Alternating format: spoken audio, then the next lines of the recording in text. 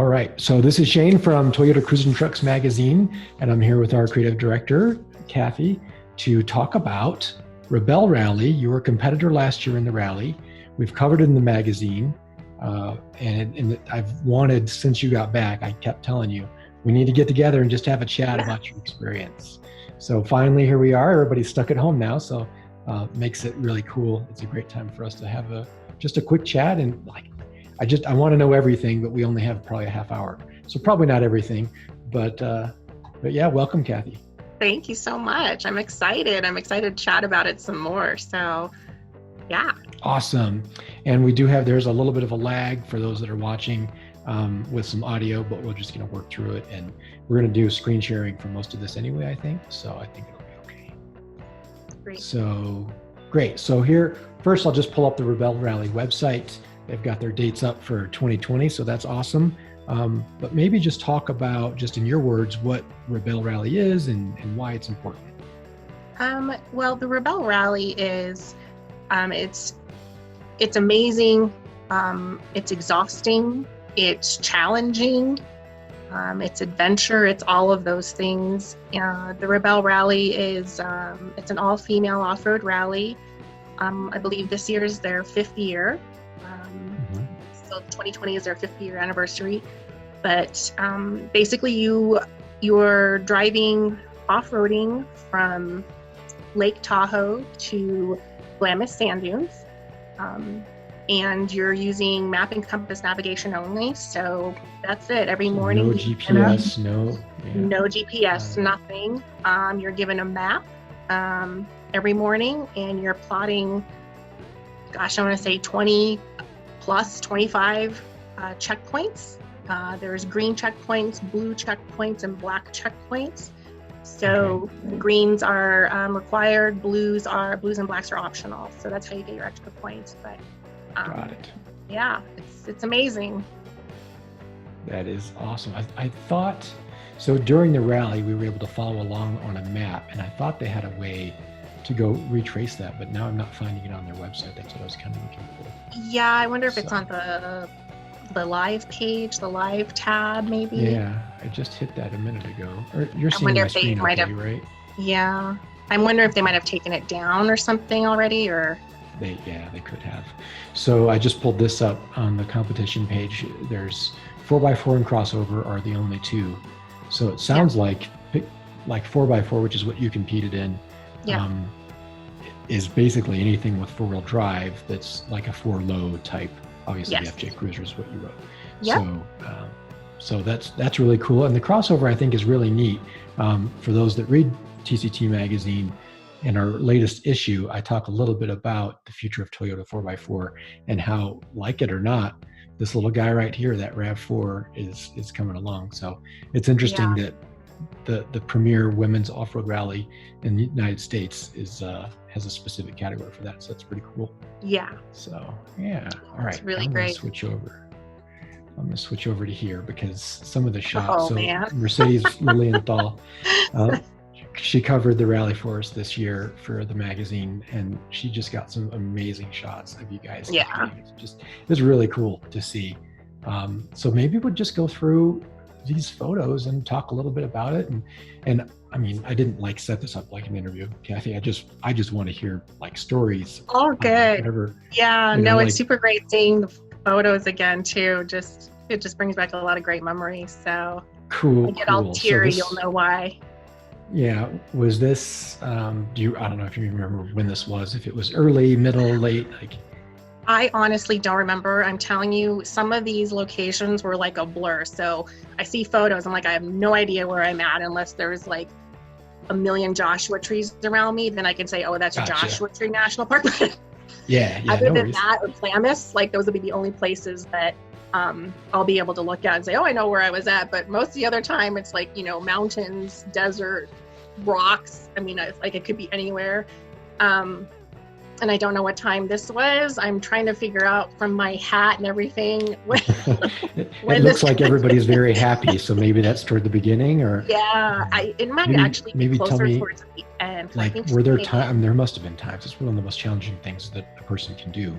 Yeah. Were there times when there were not as many smiles as there are in this photo? Oh, definitely. There were definitely some days that you would drive in, you would have to check in at night, and you would pull in, and some of the wins that you had weren't things that could be counted as points, so we were excited if we found a path that we didn't, a trail that we didn't see on a map. We're like, oh, here it is, or whatever it was like, or ways to get out of situations that made us happy and proud that we did it. So there weren't always like ways to value or point some of the wins. And then some of the days when I think the problems that we had were time management. That's a huge part of it, and I never took that into consideration.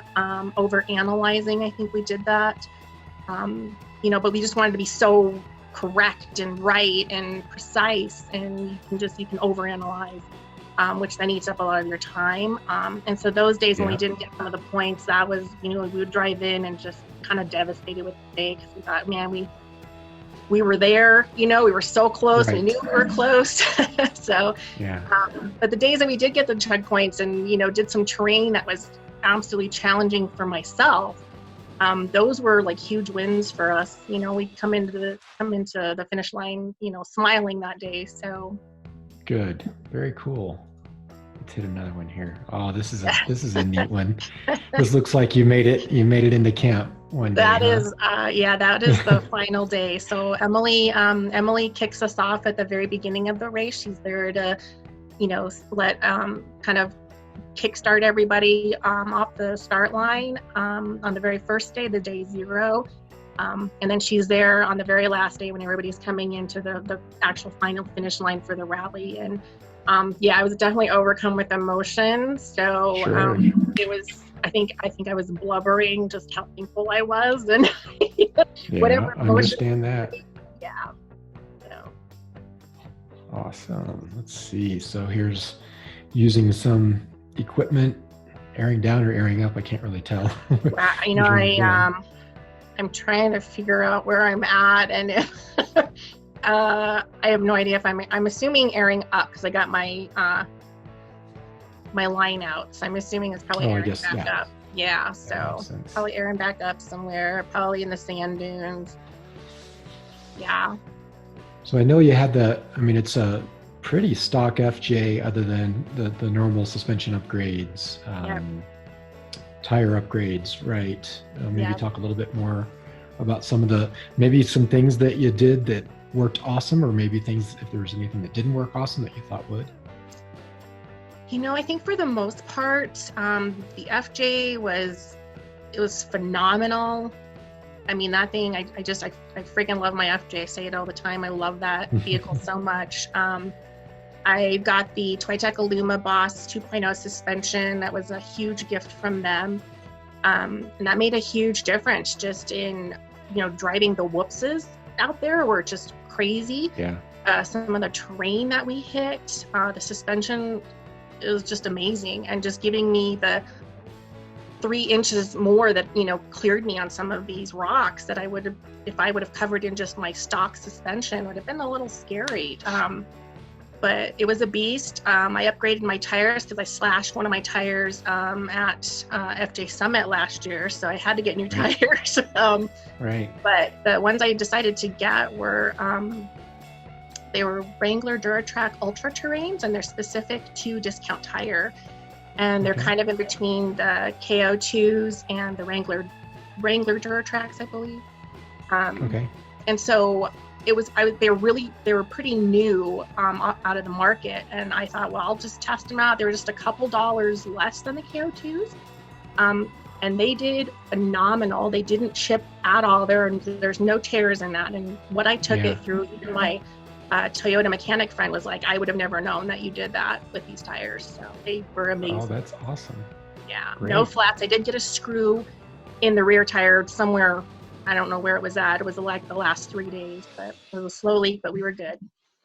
Good. So another awesome, having a great time shot. Like sometimes I'm like, I'm curious if When the cameras are on, everybody's smiling. When the cameras are off, maybe not so much, but I don't know, it seems like you guys really did have a good time. So. Yeah, we try. Yeah, there's the chipmunk cheeks. Hey, you gotta stay safe. And You gotta stay safe. Yeah, definitely dust and dirt all over the place, but that's pretty much what we looked like every day. Stacy's face was buried in the maps, and I'm just trying to watch to see where we're going. And she probably definitely caught us in some good moments. There's probably some video out there of some not so great days. So. Yeah, I understand that. Here's maybe some quiet reflection. That is my favorite shot. That is absolutely my favorite shot. That's at Cougar Buttes, and Stacy's just enjoying a beer. We're just watching the sunsets. Actually, I framed that for her because I loved it so much. So. Oh, very good. Yeah, it was just a good reflective. It was a good day. It just felt good. It was a really good moment. So. Very cool. This might be my favorite shot. Oh man! Being any of the action shots. Former and future FJ owner. Yeah, that's a good looking truck. It was amazing. So absolutely amazing. I don't think I had any issues with it other than things that weren't Toyota related. I had an oil change that was done right before the rally, and the crew left the oil container in my engine bay. Oh my goodness. And so that splattered under everything. That was not fun. So that made tech a little interesting, right? They were a little worried. Yeah, they were whispering about oil leaks and all this, and I thought, what is going on? But it turned out nothing. And other than adding some zip ties and duct tape to things, like my light bars, everything that was Toyota OEM related was fine. Yeah.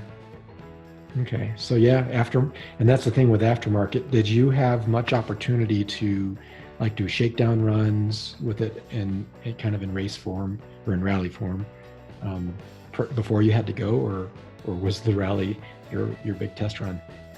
The rally was pretty much the test run, but I did a lot of trainings, and we drove. The closest we can drive in sand was up in northern Colorado in the northern sand hills. But that sand is a little more wet, so it's a little different than driving in the actual Glamis sand dunes. But anywhere I could get training and just practice driving, getting lessons, any kind of practice skills I could get, I was on it. So that was my sole purpose for last year.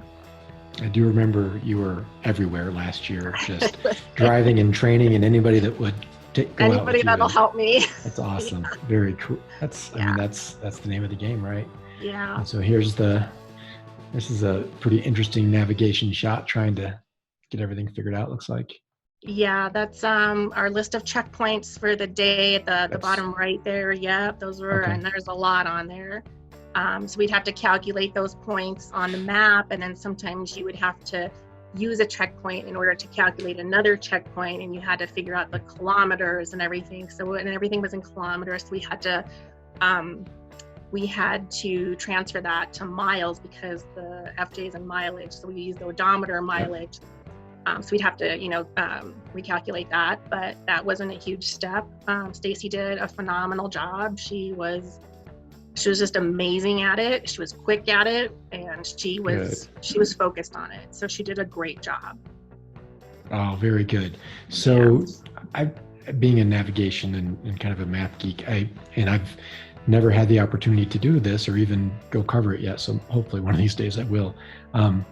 To calculate, do they give you a distance and bearing to checkpoints and that's it, or?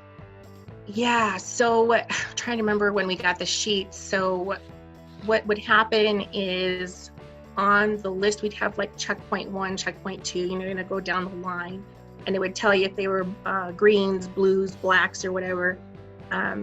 So we would go through and they would tell us the coordinates. And so then we would plot those on the map. And then sometimes the black checkpoints, in order to find those, you had to go, they would tell you the kilometer from checkpoint 10 or whatever it was. And you'd have to figure out that. And that's how you would get your coordinate for that checkpoint. So they did a bunch of those. And then the first 2 or 3 days, they were, greens are required, so you have to get them. but there wasn't a time limit. But after, I wish I can remember the days, but after a certain point, you had a certain amount of time to get to the checkpoints. So they were only open for a certain amount of time. And so that's what put additional pressure on. Gotcha. All right. Wow. It all seems so complicated that just wrapping my brain around having to do that while driving, while all of the, like, is, you know, a lot of us do the overland thing, the vehicle camping thing, or whatever you want to call it. And just doing that, just making sure the truck is ready to go on a camping trip or to go on a wheeling trip, right? And doing all that.